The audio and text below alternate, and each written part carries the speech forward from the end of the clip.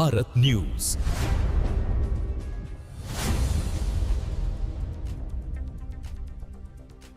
પાટણ લોકનિકેતન વિનય મંદિરમાં ધોરણ 10ના વિદ્યાર્થીઓનો વિદાય સમારંભ યોજાયો.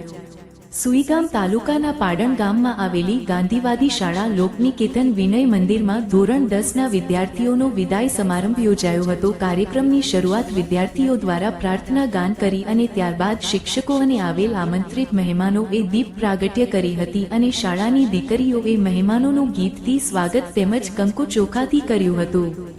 શાળાની દીકરીઓએ બેટી પઢાવો બેટી બચાવોની નાટ્ય સ્વરૂપે સુંદર અભિનય કરી રજૂઆત કરી હતી અને વિદાય અંગે વક્તવ્ય પણ આપ્યું હતું.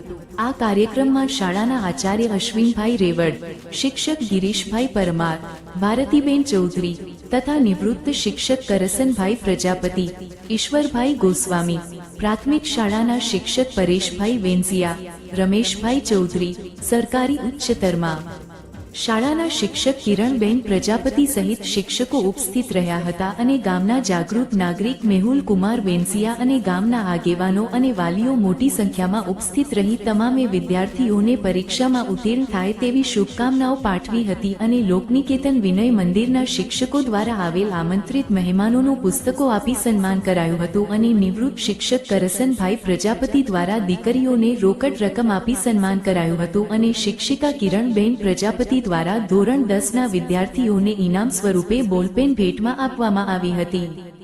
અહેવાલ નરેશભાઈ ઠાકોર, સુઈગામ.